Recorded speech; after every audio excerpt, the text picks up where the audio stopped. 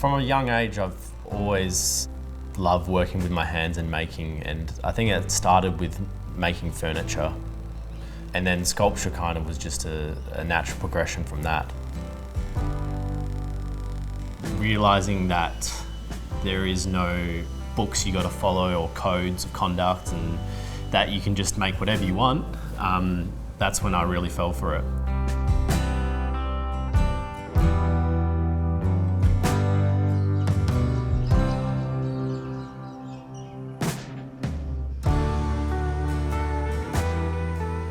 The materials I use vary on project to project. I really do love using recycled materials. I think that's where using timber is great, because you can use an old log and then tell a story through what that tree used to be.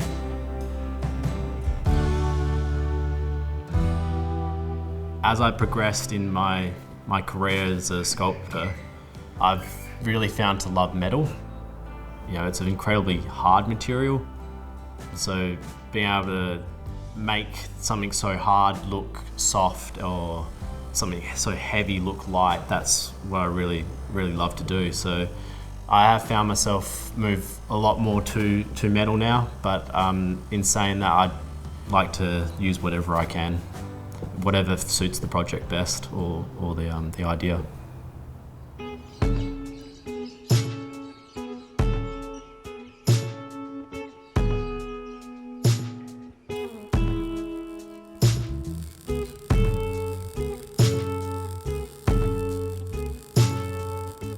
I find my inspiration comes largely from nature and the process of making and doing, and using new tools and new methods, and thinking, how can I use that within my sculpture work, and then tell a story through that.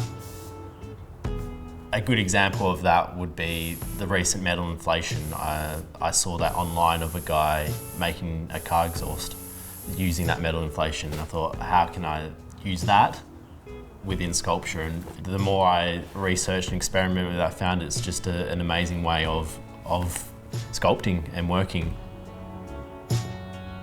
The more you do things, the more you realise the possibilities of that material or tool, and then it can inspire you to for the next work or the next idea.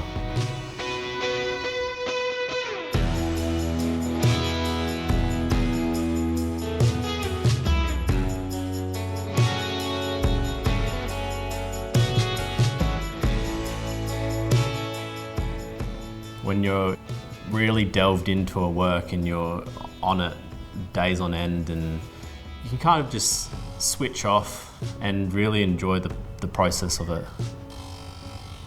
It's when I'm most at peace at that point. I don't think I'd be sometimes working 7 days a week, hours on end, if I didn't love it. To me, it doesn't feel like a job, even though I do it to survive and live. And sometimes I don't really feel like I have a hobby, because I'm working my hobby.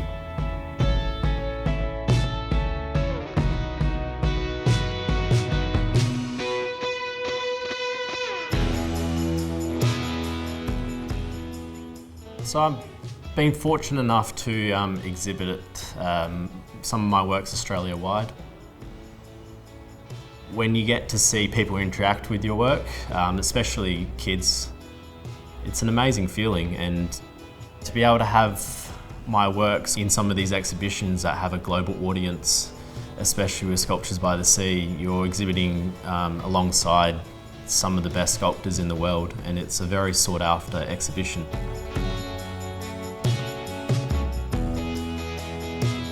What I like to do in my works is when you surprise other people in the industry, like other fabricators and makers, and they see it and they say, how did you do that?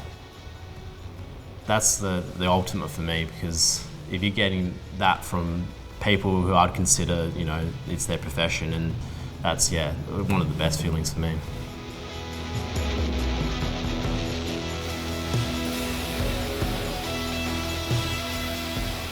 You put everything into it.